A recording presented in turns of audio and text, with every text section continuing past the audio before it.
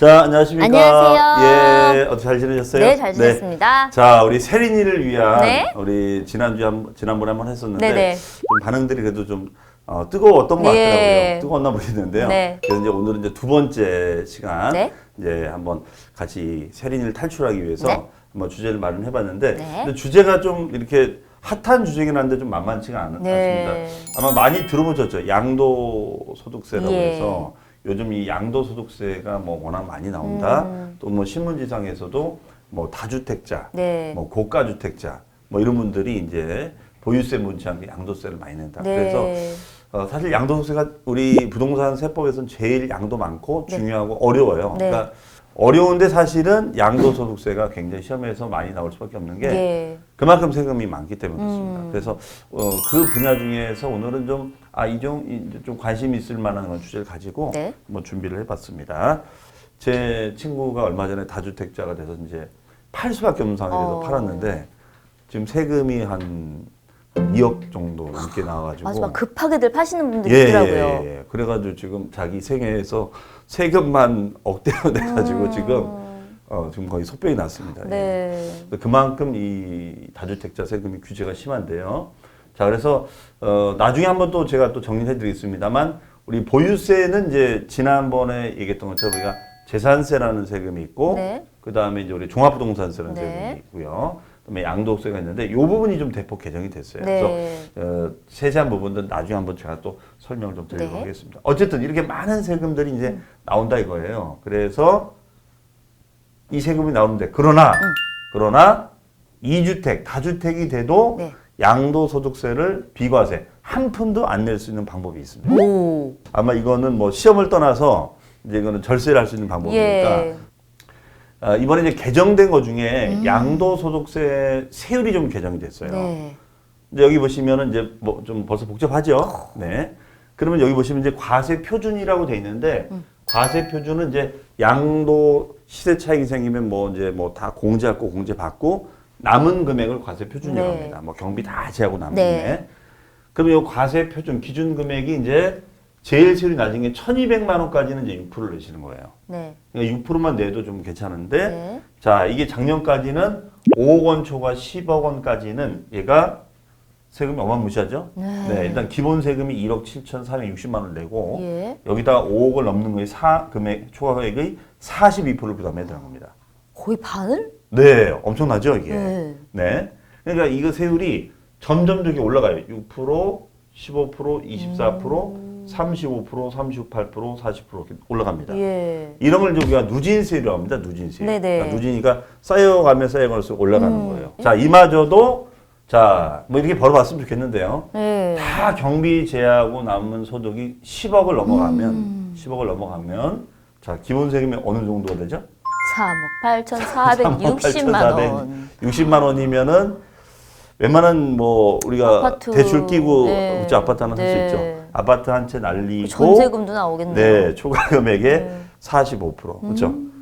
그러니까 많이 벌어야 됩니까? 적게 벌어야 됩니까?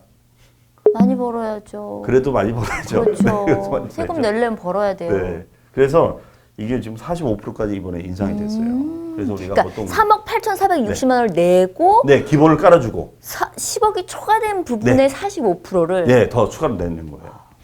집이 두 채인 분들이 집을 팔면은 이렇게 많은 세금들을 내야 되는데 자, 세금을 안 낼 수 있는 방법이 뭐냐? 바로 1세대 2주택자가 되더라도 네. 양도소득세 비과세 특례, 어. 특별한 예가 있다는 거예요. 예. 그 중에 이제 가장 많이 활용되는 몇 가지를 좀 가져와 봤는데요. 일단은 일시적으로 집이 두 채가 되는 거예요. 이거는 아마 좀 잘 알아두시면 도움이 네. 많이 되실 거예요. 보통 이 경우가 많은데 보통 우리가 이제 이사를 가잖아요. 네. 그럼 이사를 간다면은 뭐 강남으로 이사를 오신다 그러면은 강남에 이제 집을 이제 마련하는 거죠. 네. 이게. 그럼 이제 강남이 이제 신규주택이 되는 거고 네. 지금 살고 계신 그 집이 있으면 이 집을 이제 경전주택. 매물로 내놓겠죠. 근데 이 매물로 내놓는데 문제는 이 집이 바로 안 팔리잖아요. 그죠. 뭐 한 3개월 있다 팔릴 수도 있고 네. 6개월 있다 팔릴 수도 있잖아요. 그렇죠? 그러면은 요 일찍 2주택이 된 상태에서 이 집이 팔렸다. 네. 3개월 만에 팔렸다. 그러면 나는 다주택자가 되는 거니까 아까 같은 양도세를 많이 내야 되느냐. 네. 그럼 난 너무 억울하잖아요. 집을 얻으려다 보니까 집을 잠시 약간 두시가 된 건데 그래서 우리 국세청은 그런 걸 감안해서 네. 배려를 좀 해주겠다는 거예요. 네. 대신 조건이 있습니다. 주의해야 될 게 뭐냐면 만약에 지금 살고 계신 집을 가지고 계신데 강남에 새 집을 얻으셨다. 네. 그러면 이 집을 1년 지나서 사셔야 돼요. 신규 주택을 네. 만약에 요 집을 사셨는데 6개월 있다가 사셨다. 그럼 비과세가 안 돼요. 예. 네. 그러니까 이 신주택을 구입하는 시점이 있다는 거예요. 네. 옛날엔 이것이 없었거든요. 근데 이 규정을 만든 이유가 뭐냐면 투기할까봐. 그러니까 이 집을 사고 나서 1년은 무조건 예, 살아라. 뭐 한 몇 개월 있다가 또 경매로 낙찰 받아가지고 그쵸. 사게 될 수도 있잖아요. 그럼 이거는 투기다 이렇게 정말 보는 투자 거예요. 목적으로만 한다 그렇죠. 할 수 있으니. 네네. 그러니까 1년 지나서 사야 된다. 요 규정을 모르는 분들이 많으세요, 사실은. 오. 그래서 그냥 아무 생각 없이 한 8개월 있다가 집을 산 거야. 왜 막 집값이 올라가니까 또 하나 더 산 거예요. 오. 그런 분들은 이제 비과세가 안 되는 거예요. 난리가 나는 거죠. 예, 이제. 예, 예. 그렇죠? 자, 그러면 이 집을 사고 나서 이 집을 몇 년 이내에 팔아야 되느냐? 이 집을 여기 보시면 3년 이내에 팔도록 돼 있죠. 네. 3년 이내. 예. 요 신규주택 치고 나서 요 종전주택을 여기 빨리 갑니다. 네. 3년 이내에 3년 안에만 팔면은 비과세를 받을 수가 있어요. 오, 3년까지는 소유할 수 있는 거죠? 네네네네. 대신 주의할 점이 뭐냐면, 네. 그러면 이거는 뭐냐? 1년도 있어요. 오. 근데 이거는 뭐냐면, 여기 보시면은, 오. 조정지역이라는 단어가 있어요. 조정지역. 조정지역 들어보셨죠? 네. 조정지역이 투기 과일 써 있는 지역을 지정하는 거잖아요. 그렇죠? 그러면 뭐 예를 들어서, 자, 뭐 서울에 집을 가지고 있다가 세종시로 이사를 가요. 네. 자, 그럼 세종시에 집을 얻게 되면은 이분은 1년 지나서 사는 건 똑같은데, 네. 자, 요 집을 몇 년 안에 팔아야 되냐면 1년 3년이 안에. 아니라 얘는 1년 이내에 팔아야 된다, 이거는. 그러니까 예를 들어서 이런 분들 같은 경우에는 1년 이내에 팔아야 되기 때문에 1년 이내에 팔아야 되기 때문에 1년을 지나면 이거는 비과세를 못 받는다는 거예요. 대신 주의할 점 뭐냐면 네. 세대 전원이 이사를 하셔야 돼요. 전입신고가 돼 있어야 돼요. 네. 그렇기 때문에 이게 좀 까다로워요. 네. 그럼 이거는 뭐냐면 조정지역이 아니었을 때 네. 조정과 비조정, 조정 이렇게 조정지역끼리 움직이지 않았을 때는 3년까지가 되는데 조정지역 안에서 움직였을 때는 1년 안에 팔아야 돼요. 네. 이게 지금 현장에서 제일 헷갈리는 오. 거예요. 근데 시험에서도 또 중요하고 예. 그러면 당연히 시험에서는 조정지역 내에서 움직였을 때는 몇 년 이내에 팔아야 되느냐 이렇게 물어볼 수 있겠죠. 네네. 네. 그러면 만약 이 조건을 만족만 할 수 있다면 아까 차익이 생겨도 아까 그런 세율을 부담하지 않아도 된다는 거죠. 굉장히 좋은 절세 방법이 되는 네. 거죠. 네. 대신 조심할 게 뭐냐면 만약에 내가 예를 들어서 강남에 집을 가지고 있는데 네. 예를 들어서 내가 부산으로 이사를 갔다. 그러면 강남 집을 팔면 비과세가 돼요. 네. 그런데 강남에 있는 집이 있고 부산 집이 있는데 네. 내가 강남 집을 먼저 안 팔고 부산 집을 먼저 팔 수도 있겠죠. 그럴 수도 있죠. 이건 또 비과세가 안 돼요. 아. 그러니까 아무거나 비과세 해주는 것이 아니에요. 아. 반드시 옛날 집, 먼저 산 집을 파셔야 돼요. 그러니까 이것도 많이들 착각하시는 거예요. 진짜 요새 실제로 네. 집을 누가 매매를 했는데 전주인이 뭐 그런 네. 세금 문제 때문에 네. 잔금을 늦춰달라고 오히려 그렇죠. 막 이런 경우가 기한을 채워야 되는 있다고. 예, 거니까. 그렇다고 하더라고요. 기한을 채워야 되는 예. 거니까. 그러니까 이런 걸 다 만족을 해야 되는 거니까 이게 안 되면 비과세가 안 되는 거거든요. 그래서 이제 이걸 잘 모르신 분들이 그냥 뭐 종전집을 팔면 비과세가 되니까 그럼 이것도 되는 거 아니야? 아무 생각 없이 팔았다가 세금이 막 몇천 억 단위 나오니까 난리가 나는 거죠, 이제. 자, 그 다음에 이제 또 방법이 있는데요. 이거는 뭐냐면 요즘 이제 임대 사업들을 많이 하시잖아요. 네. 임대 사업. 그러면 예를 들어서 정윤 씨가 이제 집을 하나 가지고 계시고 네. 집을 하나 또 산 거예요. 그래서 이걸 갖다가 이제 임대를 준 거죠, 임대. 네. 그러면 이제 임대사업자 등록을 내실 수가 있잖아요. 네. 그 임대사업자 등록을 낸 상태에서 내 자가 거주집에 살다가 팔 수가 있을 거 아니에요. 자가집을? 그렇죠. 예. 그러니까 내 자가집이 있고 임대주택이 있는데 네. 이건 임대를 주고 있으니까 그건 내버려 두고 내가 자가집에서 살다가 내가 어디 전세로 이사를 가야 될 네. 일이 생길 수 있잖아요. 그래서 이 집을 매물로 내는 거예요. 그러면 나는 집이 두 채니까 양도세를 내야 되느냐. 네. 자, 결론 양도세를 안 내도 됩니다. 오. 이 경우에도 세금이 한 푼도 없어요. 오. 이 경우에도. 어떡하죠? 대신 조건이 있어요. 조건이. 네. 조건이 까다로워요. 항상 비과세는. 예. 세대 전원이 네. 2년 이상. 맞습니다. 전원이 2년 이상 거주가 돼 있어야 돼요. 네. 그리고 임대주택을 팔아야 됩니까? 거주주택을 팔아야 됩니까? 거주주택. 맞습니다. 빙고. 거주주택을 양도해야지만이 비과세가 됩니다. 예. 그런데 문제는 여기 평생 한 번. 평생 한 번밖에 안 돼요.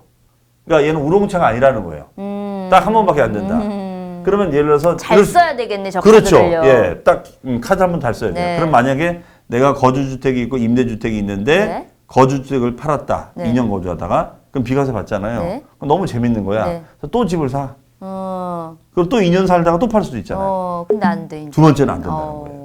옛날에는 이걸 해줬는데 지금은 이걸 개정을 해서 한 번밖에 안 돼요.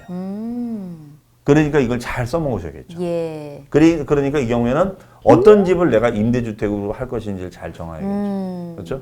그럼 이제 장기 임대는 일단 기본적인 조건이 이제 5년 이상. 네. 5년 이상 임대가 돼 있어야 되고요. 그다음에 임대라는 것은 세무서에 가서 임대사업자 등록을 내고 네. 또 시군구 지자체에 가서 또 임대사업자 등록을 네. 해야 됩니다. 그다음에가 가격에 또 제한이 있어요. 오. 이거는 이제 호가 6억이 아니라 기준 시가라고 해서 이거는 국세청에서 고시한 거.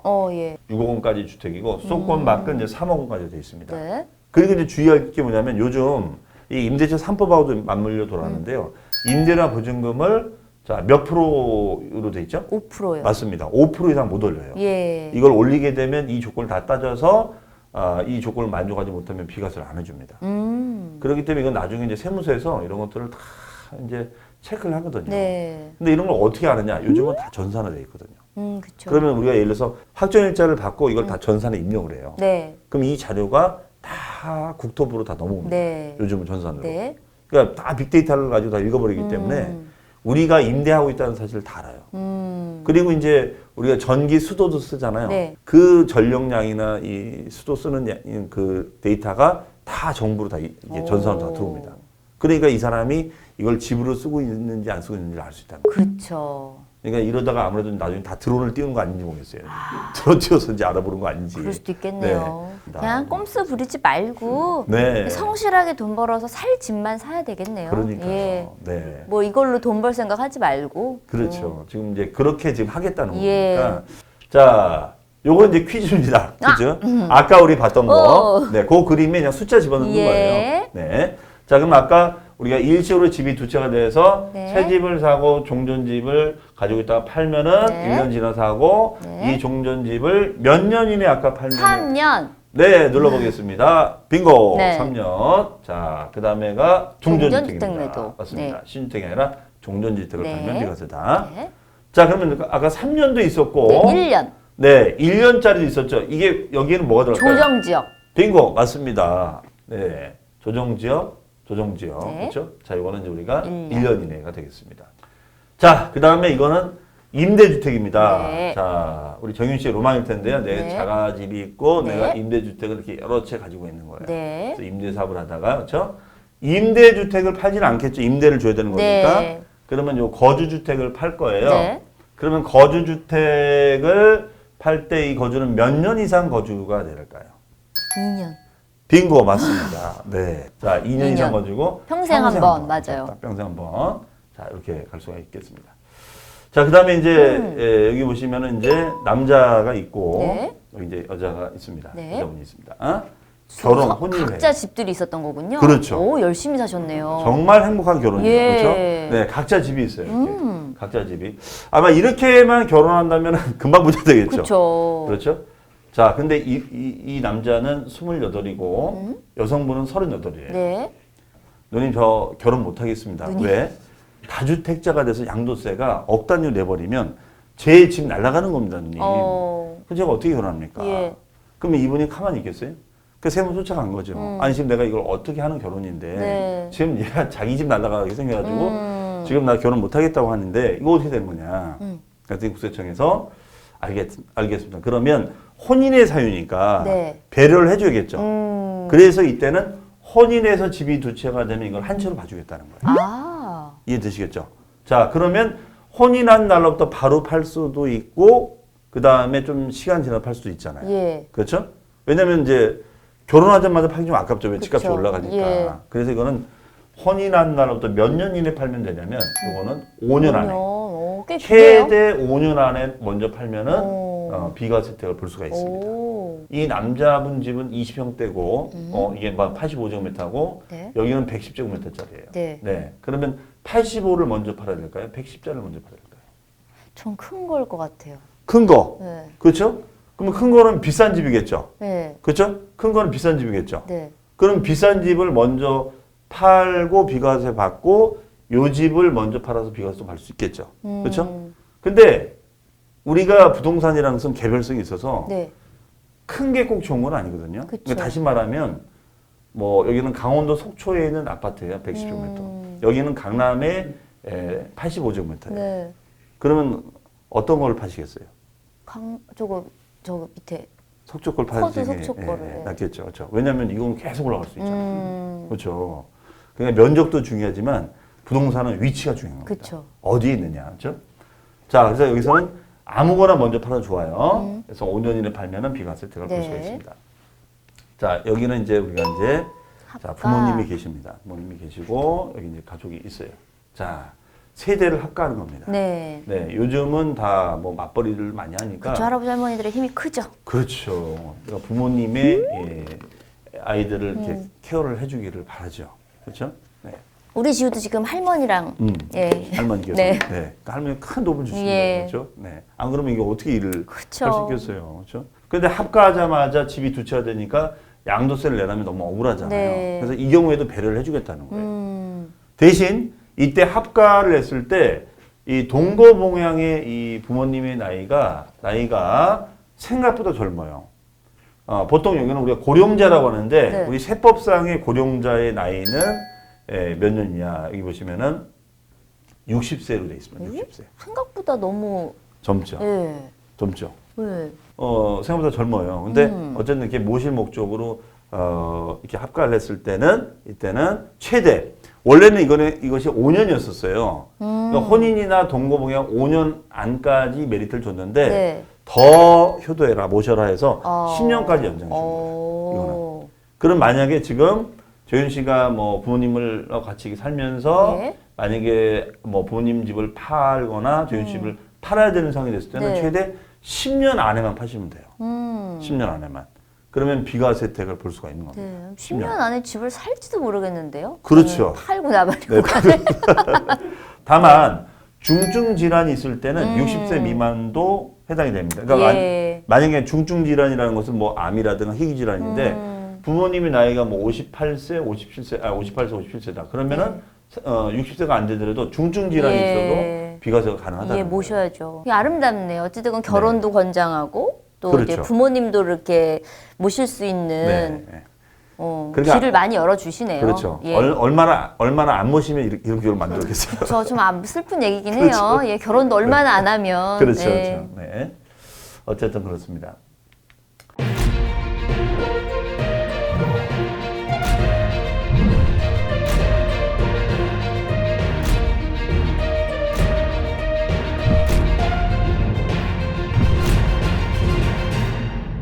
자, 그러면 이제 부모님 집을 상속을 받고 네. 이제 내 집이 있는 거예요. 네. 근데 이 부분도 굉장히 좀 헷갈리는 건데. 예. 그럼 보통 이제 우리가 시골에 계신 부모님이 집을 물려주시고 내가 이제 서울에 집을 가지고 있다. 네. 그러면 이때는 여기 보시면은 어떤 집을 팔아야지 비과세냐 이 경우도 혜택을 주겠다는 것인데 예. 자 의외로 상속받은 집을 팔면 비과세 줄 것 같은데 얘는 상속받은 집이 아니라 일반 주택을 팔면 비과세 줍니다. 일반 주택. 오. 그러니까 다시 말하면 자 정윤 씨 집이 있고 네. 좀 표현이 그런데 다른 내 집이 있고 네. 저 부모님이 돌아가셨다. 예. 그럼 부모님 집을 먼저 팔면 이건 세금을 내셔야 돼요. 그러니까 이 논리는 뭐냐면 네. 이렇게 보시면 돼요. 원래는 내가 집을 한 채 가지고 있고 뭐 1세대 1주택 2년 보유 거주를 하고 있는데 이 집을 매물로 딱 내놨는데 덜커덕 부모님께서 돌아가신 거예요. 네. 그럴 수도 있잖아요. 네네. 그래서 이 집을 파는데 집 두 채로 몰려버리면 나는 세금이 너무 많아지는 거잖아요. 불이익이 따르는 네. 거니까 국세청에선 배를 해주겠다는 거예요. 근데 좀 아쉬움은 있어요. 이 집을 팔든 저 집을 팔든 다 해주면 좋은데 그쵸. 이 집만 비과세 해주겠다는 거예요. 그러니까 이것도 많이들 실수를 하는 거예요. 왜냐면 상속받은 걸 팔. 그렇죠. 내가 내 집이 있고 부모님 집이 있으니까 뭐 지방에 부모님 집이 있으니까 필요가 없으니까 그 집을 정리하려고 할 거 아니에요. 그렇죠. 근데 아쉽게도 이 집을 먼저 팔면 세금 내야 됩니다. 그러니까 이거는 굉장히 주의를 요하는 거죠. 예. 자, 그다음에 요건 뭐냐면요. 상속 개시일 돌아가신 이때 상속 개시는 이제 사망 신고일을 네. 말하는데요. 돌아가시면 사망 신고일로부터 소급. 우리 민법 소급이라는 단어 배우셨죠? 네. 거슬러 올라가. 네. 네, 과거로 거슬러 올라가 2년 안에 증여받은 주택은 제한다. 이건 무슨 말이냐면요. 원래는 부모님이 집이 두 채야. 네. 집이 한 채, 두 채인데 네. 집을 두 채를 갖다가 미리 증여를 한 거예요. 그리고 한 1년 있다 바로 돌아가신 거예요. 네. 이런 상황이 됐을 때는 비과세를 안 해주겠다는 거예요. 그러니까 사전에 미리 증여를 해가지고 2년 안에 증여를 해서 이걸 상속주택으로 만들어버리면 이거는 비과세를 안 해주겠다는 거예요. 꼼수를 보겠다는 겁니다. 그럼 만약에 이 혜택을 보려면은 증여를 언제적 해주라는 거예요? 2년 훨씬 더 전에. 네. 뭐 3년 전에, 4년 전에 미리 증여를 해준 거는 괜찮은데 최근에 증여했다가 돌아가시면서 물려주신 거는 이거는 비과세를 안 해주겠다는 겁니다. 그러니까 근데 뭐 돌아가실 네. 걸 알고 그러시는 건 아니잖아요. 그렇죠. 사람의 뭐 목숨이라는 네. 것이 뭐 어떻게 된 거는 아닌 거니까. 근데 사전 증여를 최근에 한 거에 대해서는 규제를 하겠다는 거예요. 국세청 입장에서 이게. 그러니까 이제 소위 말해서 이제 나름대로 뭐 불가피하게 주시는 부분도 있지만은 네. 요런 규정을 잘 활용해서 세금을 좀 줄이려는 의도로 돌아가시기 뭐 6개월 전에 미리미리 이렇게 증여를 했다가 상속을 만드는 요런 게 이제 아마 걸렸겠죠. 그래서 지금 이걸 좀 까탈스럽게 좀 봅니다. 네. 어쨌든 네. 주의할 점은 상속받은 집을 먼저 팔아야 됩니다. 일반 주택을 먼저 팔아야 됩니다. 일반 주택. 맞습니다. 일반 주택을 먼저 팔아야지만이 네. 혜택이 있습니다. 아까 뭐 혼인은 뭐 5년 안에 뭐 동거보행 10년이 있었는데 얘는 그냥 팔면 돼요. 오. 그 점은 좀 좋습니다. 그럼 뭐 계속 가지고 있다 팔아도 돼요? 그렇죠, 그렇죠. 오. 예, 가지고 있다 팔아도 됩니다. 이 상황이 됐을 때. 네, 그러니까 요거는 대신 일반 주택만 먼저 판다는 것만 좀 주의하시면 돼요. 네. 상속을 받으면 이제 상속세는 별개로 이건 이제 이 집을 팔았을 때 양도세를 내는 거고 네. 상속을 받으면 상속세를 낼 수가 있겠죠. 그렇죠. 그러니까 요즘은 상속세로 갈 수가 있겠죠. 요즘은 상속세. 네. 그 양도세 이제 팔아야지 발생이 되는 상속세 거예요. 내려고 저 일반 주택을 팔아야 되는 경우도 있어요. 그렇죠, 네. 그렇죠. 네. 돈이 없어. 그 돈이 없으니까 팔아가지고 충당을 해야 됩니다. 역시 피할 수 없습니다. 자, 이거는 이제 시험 문제예요. 29회 때 나왔던 문제인데. 네. 자, 한번 읽어주시죠, 이거는. 예, 네. 다음 소득세법 시행령 155조 1세대 1주택의 특례에 관한 조문의 내용이다. 괄호 안에 들어갈 법령상의 숫자를 순서대로 옳게 나열한 것은 네, 아까 그림에 나오는 그 숫자, 그걸 네. 기억하시면 되거든요. 몇 년 예. 이내에 팔아야 된다. 그거예요. 자, 그러면 이거는 집을 한 채 가지고 있는 자가 한 채를 보유하는 자와 혼인. 결혼했다. 아, 혼인은 아까 몇 년이었었죠, 우리가? 5년. 빙고! 자, 볼까요? 5년입니다. 어. 예, 오늘 뭐 승률이 너무 좋습니다. 오. 네. 혼인한 날부터 예. 5년 안에 먼저 양도하는 주택은 한나의 주택으로 봐서 예. 우리가 비과세 혜택을 해주겠다. 자, 이런 식으로 이런 중요한 숫자 가지고 이제 시험 문제를 만드는 거죠. 네. 저 시행령 네. 155조가 비과세 특례에 대한 네, 맞습니다. 거군요. 예. 요거에 대한 근거 법령이 예. 시행령 155조. 예. 예. 이제 하도 민법을 하시니까 탁 예리하게 집어넣었어요. 155조. 자, 이번에는 이제 이렇게 지문이 길 때는 아마 뭐 우리 학교의 박수영 교수님이나 민법 교수님 말씀하셨겠지만 핵심어를 찾는 게 중요하잖아요. 그럼 여기서 보시면 이제 핵심어는 바로 직계 존속이라는 말이 나오고 네. 봉양이라는 말이 나왔어요. 네, 합가. 그래서 합가. 그렇죠? 그러면 이제 일단은 아까 봉양의 연세가 생각보다 젊었죠. 60세. 네, 볼까요? 60세 이상. 예. 자, 그다음에 이거는 뭐냐면 직계 볼까요? 존속 중 그러니까 두 분이 다 60세가 돼야 되냐. 그걸 맞추긴 쉽지 않잖아요. 예, 예. 그래서 이때는 직계 존속 중 어느 한 사람이 몇 세 미만일까요? 맞습니다. 그러니까 두 분 중에 한 사람만 60세를 채우면 되는 거니까 네. 한 분이 60세가 안 돼도 상관없다 이런 네, 얘기예요. 네. 자, 이해하시겠죠? 그리고 합가해서 집이 두 채가 됐다. 네. 그러면은 몇 년 이내? 10년. 빙고 10년 이내에 먼저 팔면은 비과세 혜택을 볼 수가 예. 있습니다. 네. 이렇게 해서 끝났습니다. 아우, 근데 되게 꿀팁이네요. 네, 꿀팁이죠. 예. 네. 뭐 현재 저한테는 해당 사항이 없는 분야이지만 네, 네. 언젠가 해당이 될 수도 있죠. 아이 그럼요. 예. 네. 어쨌든 이렇게 부모님을 모신다거나 네. 아니면 뭐 결혼을 한다거나 네. 뭐 주변 분들도 계실 수 네. 있으니까 이런 꿀팁을 잘 기억하셨다가 예. 주변 뭐 동료분들한테도 알려주시면 아 요새 뭐 공부하더니 뭐 엄청 나시군요 이런 얘기 듣지 않으실까 싶습니다. 자 어쨌든 또 그 뭐 촬영 들어가시니까 멋지게 네. 촬영 잘하시고요. 하여튼 대박 나시기 바랍니다. 감사합니다. 네. 자, 그러면은 나중에 또 한번 뵙겠습니다. 예, 감사합니다. 감사합니다. 고맙습니다. 네. 고맙습니다.